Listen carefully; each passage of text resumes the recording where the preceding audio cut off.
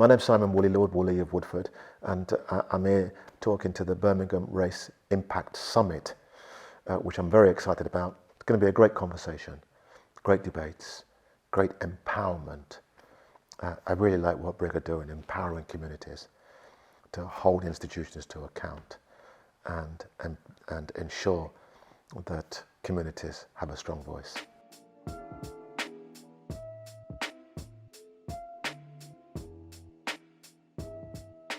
The biggest challenge to racism has been its, well, not just its denial that systemic racism exists, but often a war against racism, that the systematic gaslighting and denying of people's lived experiences has gone on for decades. Often it ebbs and flows. Back in the day, back in the 60s and 70s, people would say, in Birmingham and Leicester, where I'm from, when you raise the issue of systemic race inequality, they'd say, you've got a chip on your shoulder.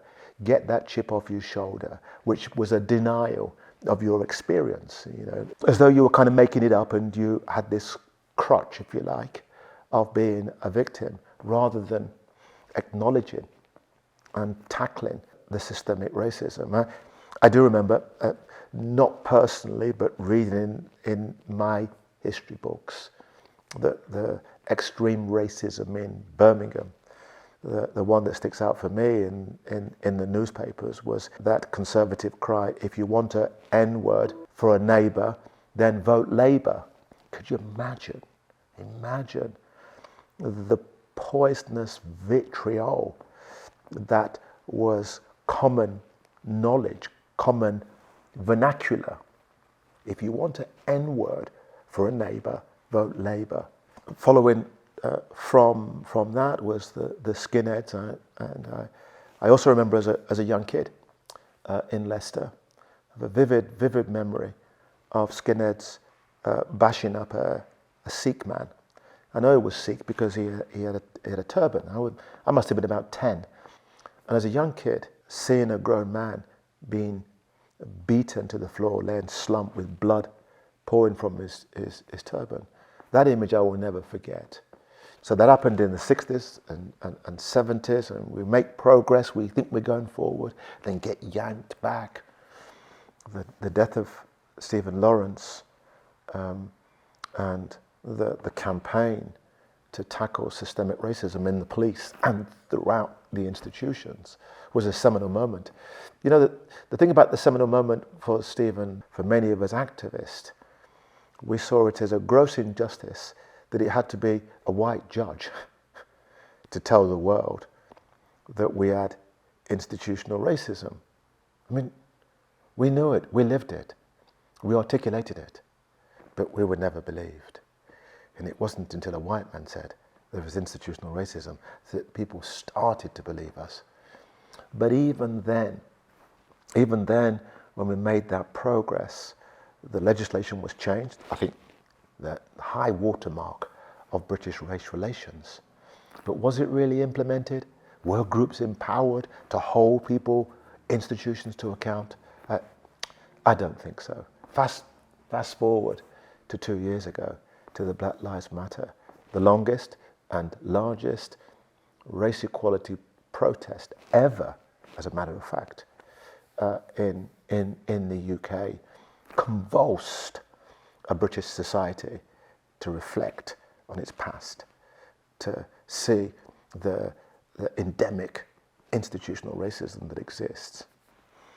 Some institutions, some businesses lent in and said we need a conversation, but whether or not we see that long-lasting change, I think the jury's out.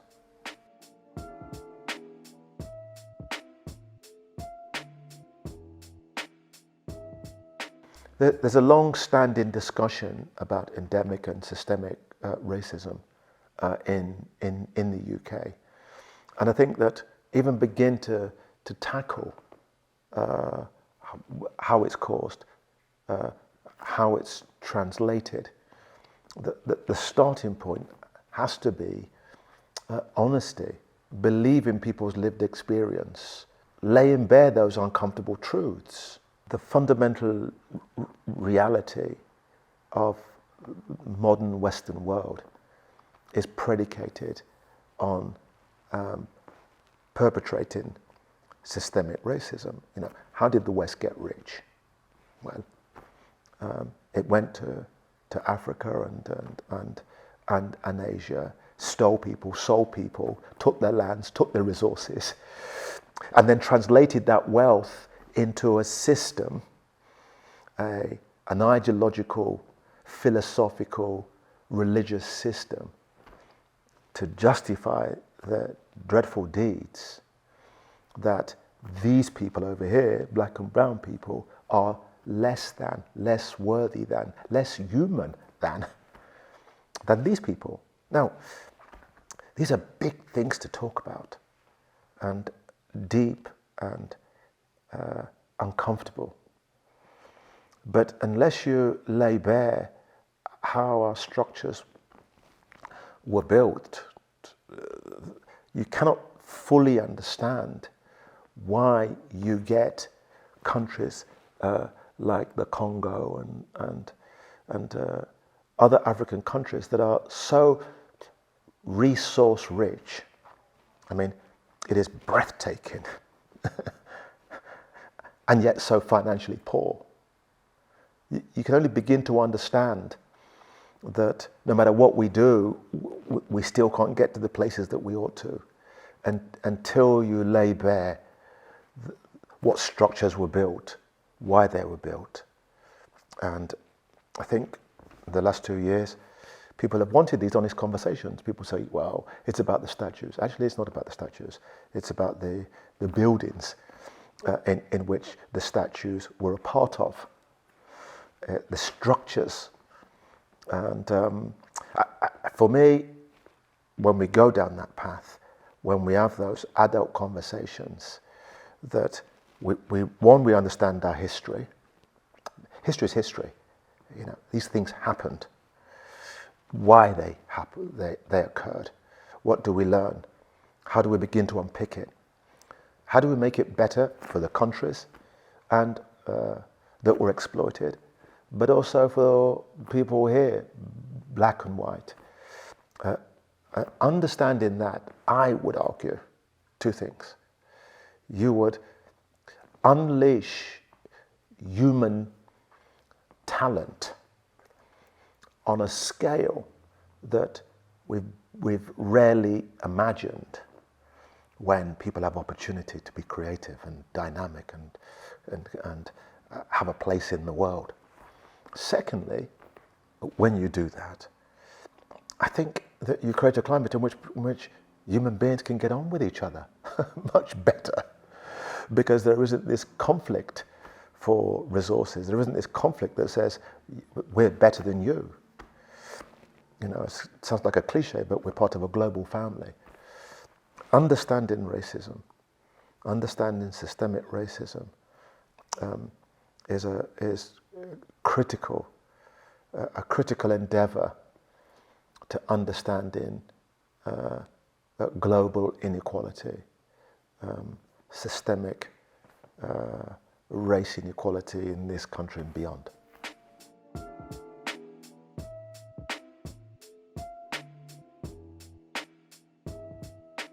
Acknowledging people's lived experiences is really critical to go from A to B to success for black communities, black and brown communities. I'm old school, so it was political black, non-white black, from that internationalist struggle. Instead of acknowledging, recognizing and dealing with people's lived experiences, when we were young, people would say, you've got a chip on your shoulder, and which basically denied our reality and actually compounded the injustice. It's a bit like if I punch you and say, well, I didn't punch you, and then if I did, it didn't hurt. This is how racism plays out. First of all, you say, well, I didn't punch you, and they did. And then they say, well, if I did, it didn't hurt.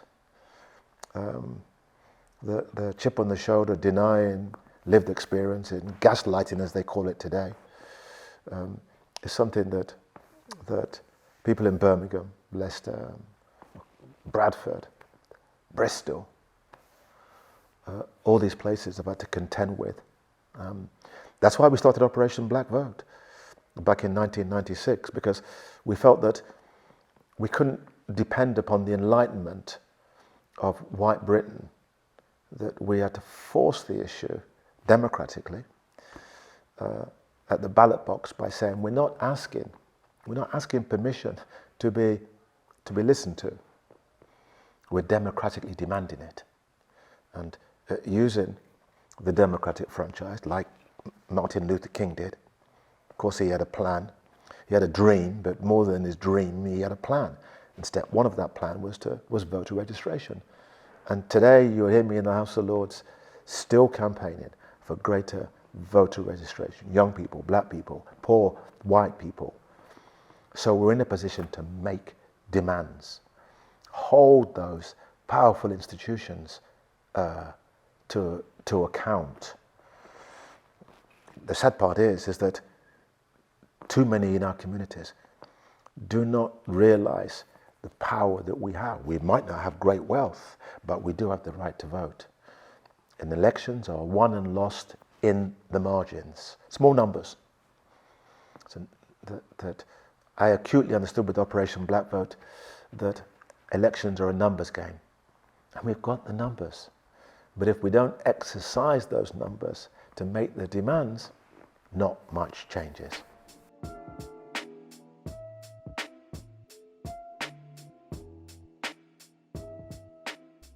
You know, what I like in places like Birmingham and other places like Leicester, my own town, is that I think things will have to change, not least because the demographics are changing.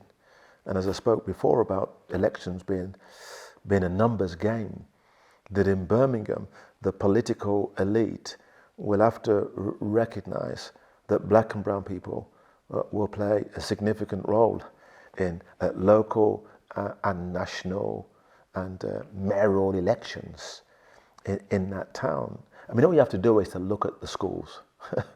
If you look at the schools, you see a burgeoning, diverse population, and that will translate to voters. So I think the challenge is this, that first and foremost, we have to politically educate that next generation from primary schools to secondary schools. They've got to understand where power is, how it works, how they can use it to demand race equality, racial and social justice. The numbers are there. I think political parties and other democratic institutions, education institutions, are going to have to catch up, because if they don't, then there'll be a rude awakening when the change comes and they're not ready for it. They're old ideas that we know better than you. Wait in line. We've got all the ideas. Will be undermined, will be cast aside, because the demographics, the numbers will be such that people will say, yeah, but we've got the numbers and you're out. I would advise them to get on board now and work with those communities, work with those organisations like BRIG, who only want the best for Birmingham. They only want the best for Birmingham people. But writ large in that narrative is race equality.